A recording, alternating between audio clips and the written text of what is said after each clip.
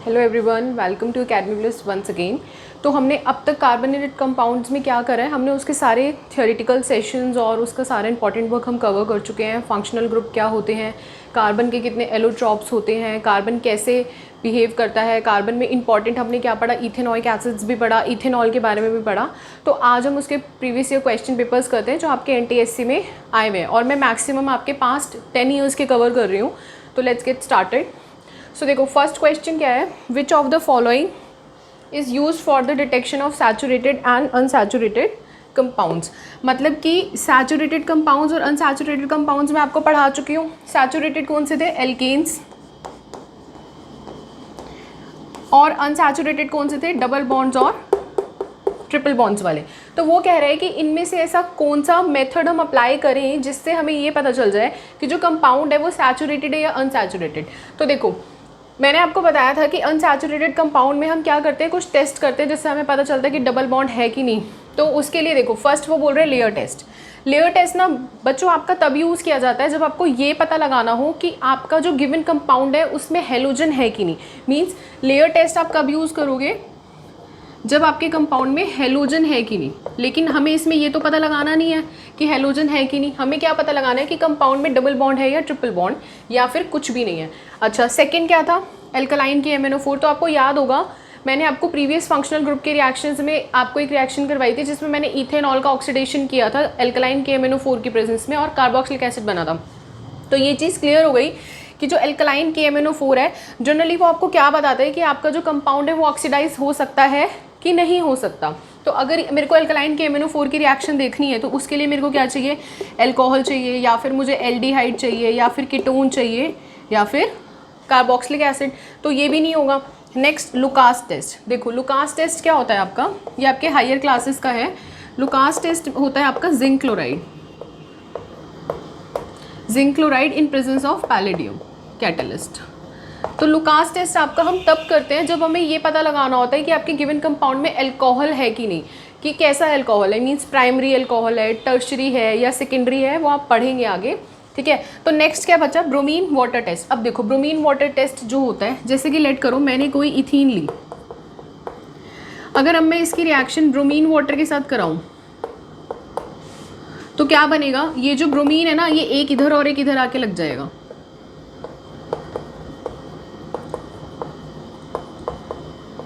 तो ये तो आपका हो गया। लेकिन अगर मैं यही आपकी ब्रोमीन की रिएक्शन कराऊं किसी एल्केन के साथ,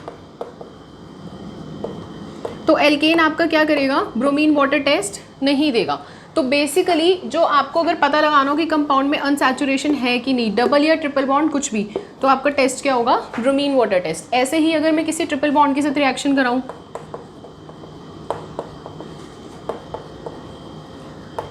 तो अब देखो यहाँ पे तो 2 ब्रोमीन की जरूरत थी तो आपने ब्रोमीन का 1 मोल लिया, लेकिन यहाँ पे कितने की जरूरत है, क्योंकि यहाँ पे 2 डबल बॉन्ड है। तो यहाँ पे आपका आंसर क्या आएगा,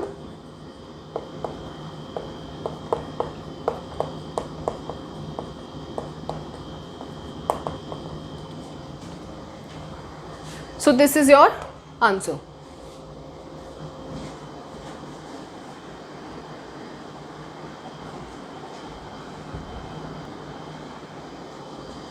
अब देखो, अब हमारा नेक्स्ट क्वेश्चन क्या है, विच of the product is not form when ethanol Burns in air. मैंने आपको बताया था कि जब ये वाला क्वेश्चन हमने क्या किया है, हमने इथेनॉल की प्रॉपर्टीज़ पूरी पढ़ी हैं। तो क्वेश्चन क्या पूछा है, जब हम इथेनॉल को एयर में बर्न करेंगे तो इसमें से कौन सा प्रोडक्ट नहीं बनेगा। तो चलो इथेनॉल की रिएक्शन ही करके देख लेते हैं। मैंने कहा था इसका क्वेश्चन पेपर में आएगा ही आएगा, और ये आपका है ना 2014 में आया हुआ है। ठीक है। अब देखो, एयर का मतलब क्या होता है कि आप ऑक्सीजन के साथ रिएक्ट करा रहे हो। सिंपल सी बात है, एयर का मतलब यही है कि आप किसके साथ रिएक्शन करा रहे हो, ऑक्सीजन के साथ। तो अब देखो उसने क्या बोला है कि इसमें से कौन सा प्रोडक्ट है जो एयर में बर्न करने के बाद इथेनॉल नहीं देता। तो मैंने आपको बताया था कि इथेनॉल क्या देता है, carbon dioxide and water plus heat and light.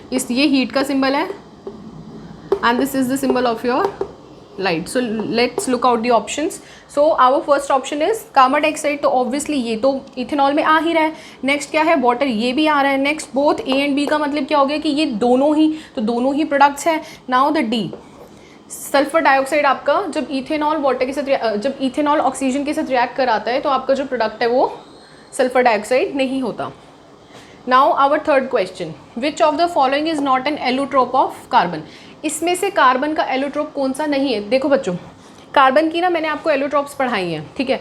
कुछ कार्बन की लेकिन फॉर्म्स भी होती हैं, जैसे कि कोल, पेट्रोलियम, पीट, ल्यूमिनाइट, बिटुमिनस, इनमें से भी कुछ चीज़ें निकलती हैं, ठीक है। तो वो भी क्या होती है, कार्बन की फॉर्म्स होती है। लेकिन एलोट्रोप क्या होते हैं, एलोट्रोप कार्बन की एक तरीके से इम्प्योर फॉर्म्स नहीं है, वो उसकी प्योर फॉर्म है। तो क्वेश्चन में अगर पूछा जाए कि एलोट्रोप के बारे में वो बात करे कि इसमें से एलोट्रोप क्या नहीं है, तो हमें पता है भाई डायमंड कार्बन की प्रॉपर फॉर्म है, ग्रेफाइट भी है और फ्यूलरीन भी है। कोल एलोट्रोप नहीं है, कोल कार्बन की एक तरीके से क्या है, फॉर्म है। कैसी फॉर्म है, impure form.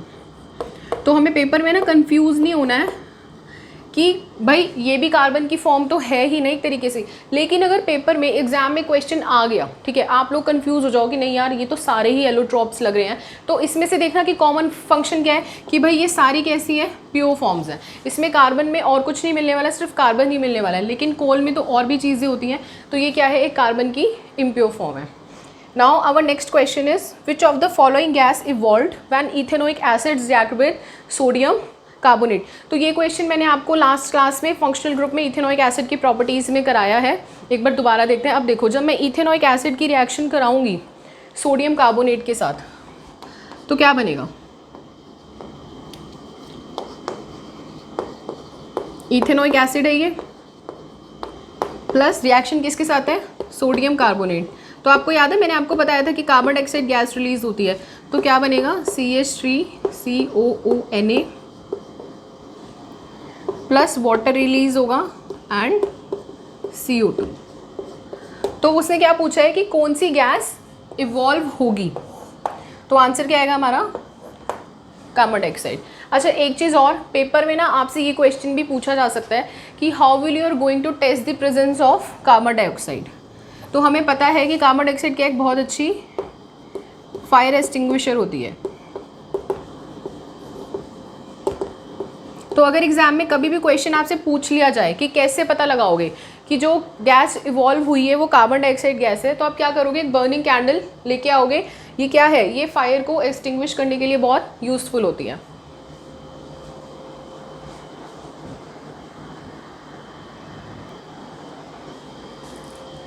So our next question is, which of the following on reaction with concentrated H2SO4 at 443 Kelvin gives ethene। तो इसमें हमें पता है कि 443 केल्विन पे अगर हम कंसनट्रेटेड H2SO4 की रिएक्शन कराते हैं तो हमें क्या मिलता है, ये हम पढ़ चुके हैं। तो देखो, अगर मैं कंसनट्रेटेड H2SO4 की रिएक्शन कराऊँ इथीन बनाने के लिए, तो आप याद करो लास्ट क्लास में मैंने आपको क्या कराया था, ये आपका रिएक्टेंट है प्लस कंसनट्रेटेड H2SO4 क्या बन रहा है, इथीन। तो देखो एक चीज़, तो देखो एक ट्रिक देखो, वो मीथेन के बारे में बात कर रहा है। तो भाई 2 कार्बन यहाँ पे आ रहे हैं, तो इतना तो तय है कि जो रिएक्टेंट है वो 2 कार्बन वाला है, क्योंकि अब तक हमने 1 कार्बन रिडक्शन की सिर्फ एक ही रिएक्शन करी है और वो रिएक्शन क्या थी आपके, स्टेरिफिकेशन वाली। तो इसमें क्या है, मीथेन तो हो नहीं सकता। नेक्स्ट इथेनॉल क्या है, मैंने आपको ये रिएक्शन करा रखी है। जब मैं इथेनॉल की रिएक्शन कंसनट्रेटेड H2SO4 के साथ कराती हूँ तो क्या निकलता है, वाटर निकलता है और इथीन निकलता है। तो डेफिनेटली ये आंसर है। नेक्स्ट, अगर मैं इथेनोइक एसिड की कंसनट्रेटेड H2SO4 के साथ रिएक्शन कराऊंगी तो वो क्या करेगा, CO2 गैस रिलीज करेगा और एल्डिहाइड तो कंसनट्रेटेड H2SO4 के साथ रिएक्ट करके क्या बनाएगा, आपका एक अलग ही प्रोडक्ट बना देगा। इसमें आपकी जो रिएक्शन होती है वो इस तरीके से प्रोसीड नहीं करती है, ठीक है। तो इसका आंसर क्या है आपका, ethanol. Next, which of the following is not the homologous of each other. तो हमने पढ़ा था होमोलोगस में हम क्या बोलते हैं कि जिनका कॉमन फॉर्मूला हो, यानी कि CnH2n+2, ठीक है। अगर हम एल्केन की बात कर रहे हैं तो एल्कीन की कर रहे हैं तो CnH2n फॉलो करेगा, एल्काइन की कर रहे हैं तो CnH2n-2 फॉलो करेगा। हमने कुछ ऐसे ही पढ़ा था। तो अगर मैं इन सब के होमोलोगस के बारे में बात करूँ तो प्रोपेन क्या है, प्रोपेन कौन सा फॉर्मूला यूज़ कर रहा है भाई, प्रोपेन का फॉर्मूला क्या होता है, C3H8। तो ये क्या है, CnH2n+2 फॉलो करेगा। C3, N की वैल्यू क्या है इसमें 3, रख के देखें N equals to 3 C3H2 into 3 plus 2 कितना हो गया 8। ऐसे ही नेक्स्ट ऑप्शन क्या है ब्यूटेन, यानी कि C4H10, ये भी क्या है CnH2n प्लस 2 फॉलो करेगा, रख के देख लें N equals to 4, 2n plus 2 कितना हो गया 4 2 8 plus 2 equals to 10। Now the next is pentane C5H12, again ये भी CnH2n प्लस 2 फॉलो करेगा, where N is equals to 5। So your next option is pentanal. Pentanal क्या होता है भाई, CH3 CH2 CH2 CH2 C double bond OH। अब इसमें तो क्लियर ही हो गया, पेंटेनल में क्या हो गया, ये एक एल्डिहाइड ग्रुप है और इसमें क्या है ऑक्सीजन भी आ गया, और इनमें से किसी में ऑक्सीजन है नहीं है, तो ये क्या है आपका करेक्ट आंसर। ठीक है, तो इसमें से ये क्या है एक दूसरे के होमोलोगस सीरीज है और पेंटेनल क्या है एक होमोलोगस सीरीज नहीं है। Now the next question is which of the following is product from given reaction. तो देखो ये कौन सी रिएक्शन है, इसको याद करो, ये कौन सी रिएक्शन है, एस्टेरिफिकेशन, जहाँ पे इथेनॉइक एसिड ने क्या किया है अपना रिएक्शन कराई किसके साथ, इथेनॉल की। तो ये रिएक्शन कैसी है, एस्टेरिफिकेशन। ये मैंने आपको लास्ट क्लास में कराया है, लास्ट लेक्चर में, आप चाहो तो मैं डिस्क्रिप्शन बॉक्स में आपको उसका लिंक दे दूंगी। ठीक है, एस्टेरिफिकेशन है, तो अब देखो एस्टेरिफिकेशन में क्या बनेगा, एस्टर बनेगा, लेकिन मैटर ये करने वाला है कि एस्टर बनेगा कैसे। देखो मैंने आपको क्या बताया था, आपको बस वाटर निकालना है, इसका हाइड्रोजन और इसका एल्कोहलिक पार्ट। तो अगर मैं इन दोनों को निकाल दूंगी तो मेरे पास क्या बनेगा product, CH3 C double bond O, और इसको जोड़ना है C2H5। अब इसमें देखें CH3 C double bond O C2H5 ये है। अब ध्यान से देखो मैन्युपुलेट कहाँ होंगे, CH3 इधर भी है, CH3 इधर भी है, C डबल बॉन्ड इधर भी है, C डबल बॉन्ड O इधर भी है। दिक्कत यहाँ पे आ जाएगी। कई बार क्या होता है ना, हम पेपर में जल्दबाजी के चक्कर में ओहो ये तो स्टेरिफिकेशन रिएक्शन है, मैम ने करवाई थी, हम क्या करते हैं हम भूल ही जाते हैं कि हमें आगे का भी देखना है, तो भाई यहाँ पे गड़बड़ हो जाएगी। ऐसे ही C2H5 क्या हो सकता है, आप ये वाला C2H5 देख लो और इस मोइटी को छोड़ दो तो गलती से यहाँ पे प्रॉब्लम हो सकती है। और CH3 यहाँ पे देख लिया, COH भी देख लिया, CO भी देख लिया, फिर यहाँ पे फंस जाओगे। तो बार बार बोल रही हूँ स्टेरिफिकेशन में देखो एग्जामिनर ने किया क्या है, ये आपका क्वेश्चन आया हुआ है 2013 में। एग्जामिनर ने किया क्या है आपका कि सारे के सारे एस्टर्स दिए हैं, उसने ट्रिक प्ले करी। वो चाहते तो वो आपको एल्डिहाइड कीटोन देके आपका डायरेक्ट आंसर निकलवा सकते थे, क्योंकि आपको पता है कि स्टेरिफिकेशन रिएक्शन है भाई एस्टर ही बनेगा, लेकिन व्हाट डिड ही प्ले, उसने सारे ही एस्टर्स दे दिए कंफ्यूज करने के लिए। तो इस चीज़ को थोड़ा माइंड में रखना, याद रखना। आई होप आज का डाउट सेशन, आज के क्वेश्चंस आपको क्लियर हो रहे होंगे। नेक्स्ट क्लास में मैं आपको सोप एंड डिटर्जेंट से रिलेटेड टॉपिक इसका कवर कराऊंगी और जो आपके रेस्ट ऑफ द क्वेश्चंस हैं वो भी कवर करूँगी। कोई भी दिक्कत आती है so please do send me in the comment section, मुझे डिस्क्रिप्शन बॉक्स में बताइए कि क्या दिक्कत है। बाकी एक चीज़ और है, हाँ ठीक है। सो नेक्स्ट क्लास में मैं आपको सोप एंड डिटर्जेंट कवर करवाती हूँ। Thanks for watching.